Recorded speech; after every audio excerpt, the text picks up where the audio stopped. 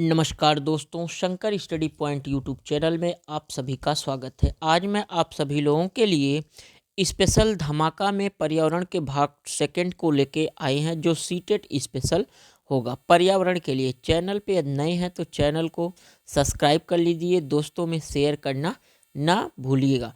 चलिए, आज का पर्यावरण में भाग सेकंड से पहला प्रश्न आप सभी लोगों के सामने। प्रश्न है कि समुद्री शैवाल किसका महत्वपूर्ण स्रोत है। आप सभी लोगों को बताना है कि समुद्री जो शैवाल होते हैं यह किसका महत्वपूर्ण स्रोत है। पहला है क्लोरीन, दूसरा है ब्रोमीन, तीसरा है आयोडीन, चौथा है लोहा। इसमें आज आप सभी लोगों को 15 क्वेश्चंस कराए जाएंगे, 15 क्वेश्चन कराए जाएंगे। चलिए स्टार्ट करते हैं। यहाँ पे पहला प्रश्न में बताइए कौन सा ऑप्शन सही होगा। तो समुद्री शैवाल किसका महत्वपूर्ण स्रोत है, तो यह होता आयोडीन का। ऑप्शन नंबर यहाँ पे जो हमारा करेक्ट हो जाएगा, तीसरा सही हो जाएगा। चलिए इसी क्रम में अगला क्वेश्चन देख लेते हैं। सेकंड नंबर का क्वेश्चन है कि पर्यावरण की परिभाषा क्या है। पर्यावरण की परिभाषा क्या होती है। एबायोटिक एवं बायोटिक घटक होते हैं समुद्र तल के नीचे पृथ्वी पर वस्तुएं, चीजें जो हमको घेरती हैं, उपरोक्त में से कोई नहीं। बताइए पर्यावरण की परिभाषा क्या है। तो पर्यावरण की जो परिभाषा होती है वह एबायोटिक और बायोटिक घटक दोनों के अंतर्गत आती है। तो इसलिए हमारा ऑप्शन जो सही होगा वह ऑप्शन नंबर फर्स्ट सही होगा। चलिए अगले प्रश्न की तरफ चलते हैं। अगला प्रश्न है कि कृत्रिम वर्षा के लिए मेघ बीजन के लिए प्रयुक्त रसायन है। कौन सा रसायन प्रयुक्त होता है। तो देख लीजिए, पहला ऑप्शन है silver nitrate, potassium bromide, silver iodide, potassium nitrate. कृत्रिम वर्षा के लिए बात की जा रही है, मेघ बीजन के लिए प्रयुक्त रसायन है। सिल्वर नाइट्रेट होता है, पोटेशियम ब्रोमाइड होता है, सिल्वर आयोडाइड, पोटेशियम नाइट्रेट होता है। बताइए कौन सा ऑप्शन यहाँ पे सही होगा। तो इसमें सिल्वर आयोडाइड सही होगा। ऑप्शन नंबर तीसरा ये हमारा क्या हो जाएगा, यहाँ पे करेक्ट हो जाएगा। चलिए अगले प्रश्न को देखते हैं। चैनल पे यदि नए हैं और सब्सक्राइब नहीं किए हैं चैनल को तो सब्सक्राइब कर लीजिएगा, दोस्तों में शेयर करना ना भूलिएगा। चलिए देखते हैं अगले प्रश्न को। पृथ्वी पर पहुंचने से पहले ओजोन परत किन किरणों को अवशोषित करती है। गामा किरणों को, एक्स किरणों को, पराबैंगनी किरणों को या बीटा किरणों को। बताइए पृथ्वी पर पहुंचने से पहले जो ओजोन परत होती है, ठीक है, किन किरणों को अवशोषित करती है या किन किरणों को। तो इसमें जो हमारा किरण होगा वह होगा कौन सा, पराबैंगनी किरण। ऑप्शन नंबर तीसरा यहाँ पे हमारा क्या हो जाएगा, सही हो जाएगा। चलिए अगले प्रश्न को इसी क्रम में देख लेते हैं। अगला प्रश्न आप सभी लोगों के सामने है कि बायोडीजल तैयार किया जाता है। बायोडीजल तैयार किया जाता है, किससे तैयार किया जाता है। यूट्रिकुलेरिया से, जेट्रोफा से, देवदार से, यूकेलिप्टस से। तो बताना है कि बायोडीजल तैयार किया जाता है किससे। तो जो बायोडीजल होता है वह हमारा तैयार किया जाता है जेट्रोफा प्लांट से या जेट्रोफा से तैयार किया जाता है। तो इसमें हमारा जो ऑप्शन सही होगा, ऑप्शन नंबर सेकंड यहाँ पे क्या हो जाएगा, करेक्ट हो जाएगा। चलिए अगले प्रश्न को देखते हैं। चलिए अगला प्रश्न है आप सभी लोगों के सामने कि विश्व ओजोन दिवस मनाया जाता है, कब मनाया जाता है। 21 मार्च, 16 सितंबर, 25 अप्रैल और 5 जून। तो विश्व ओजोन दिवस के बारे में बताना है कि ओजोन दिवस कब मनाया जाता है। तो हमारा जो ओजोन दिवस होता है वह 16 सितंबर को मनाया जाता है। ऑप्शन नंबर सेकंड हमारा क्या हो जाएगा, यहाँ पे सही हो जाएगा। चलिए अगले प्रश्न को देख लेते हैं। अगला प्रश्न है कि झूम खेती होती, ये कई बार इसको मोस्ट इंपॉर्टेंट में कर लीजिएगा, मोस्ट इंपॉर्टेंट, ठीक है, क्योंकि यह जो प्रश्न है झूम खेती यह कई बार प्रश्न आ चुका है किसमें, इन्वायरमेंट में या पर्यावरण में यह प्रश्न आ चुके हैं, झूम खेती, ठीक है। तो चलिए अगले प्रश्न को देख लेते हैं।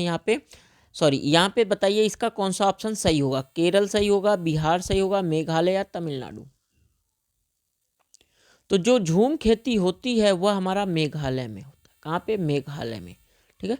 तीसरा नंबर यहाँ पे सही हो जाएगा, ऑप्शन थर्ड।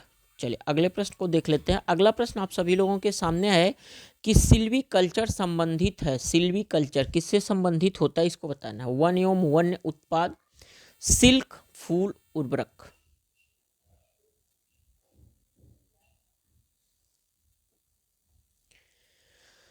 तो जो सिल्वीकल्चर होता है वह हमारा वन एवं वन्य उत्पाद से संबंधित होता। Option number first is correct हो जाएगा।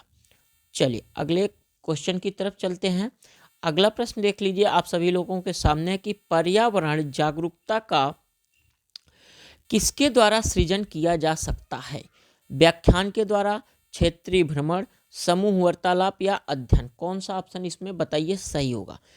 अगर हमको पर्यावरण जागरूकता का सृजन करना है तो किसके द्वारा यह कर सकते हैं।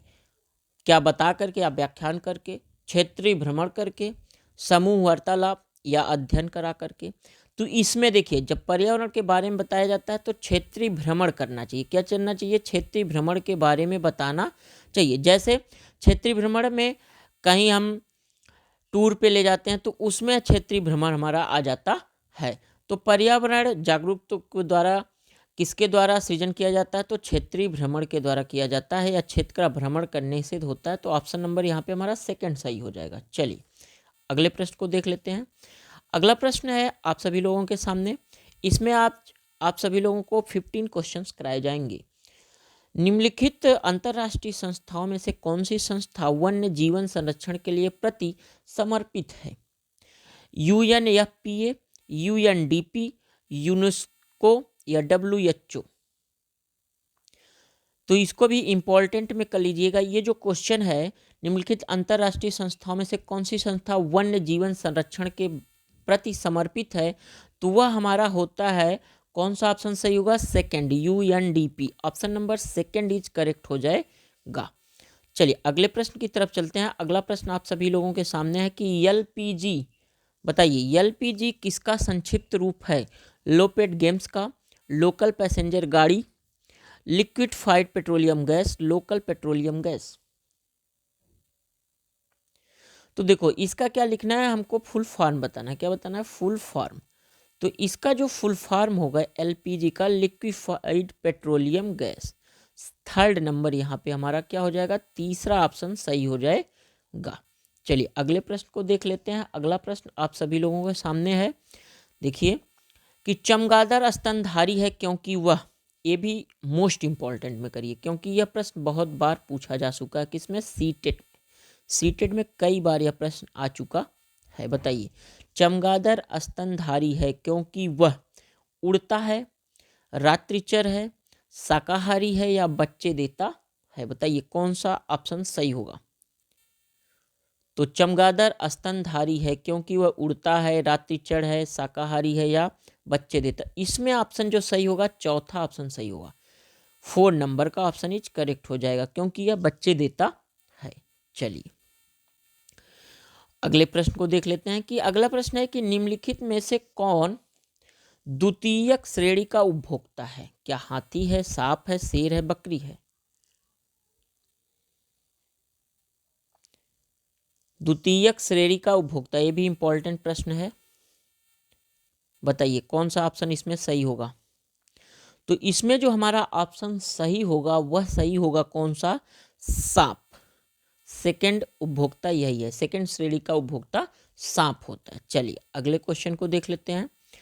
अगला प्रश्न आप सभी लोगों के सामने है कि शुष्क बर्फ किसका ठोस रूप है। अमोनिया का है, कार्बन डाइऑक्साइड का है, नाइट्रोजन का, ऑक्सीजन का।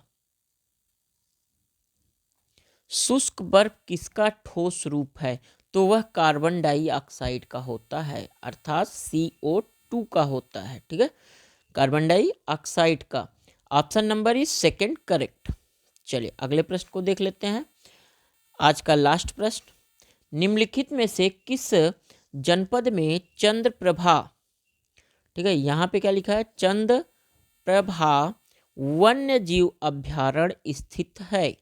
चंद्रप्रभा वन्य जीव अभ्यारण्य, क्या लखीमपुर खीरी में, चंदौली में, लखनऊ में, वाराणसी। बताइए कौन सा ऑप्शन सही होगा। तो इसमें जो हमारा ऑप्शन सही होगा वह चौथा, कौन सा, चौथा। चंद्रप्रभा वन्य जीव अभ्यारण्य जो है वह वाराणसी में स्थित है। चौथा नंबर यहाँ पे करेक्ट हो जाएगा। चैनल को अभी तक आप सभी लोगों ने सब्सक्राइब नहीं किया है तो चैनल को सब्सक्राइब कर दीजिए, दोस्तों में शेयर करना ना भूलिएगा। Thanks for watching.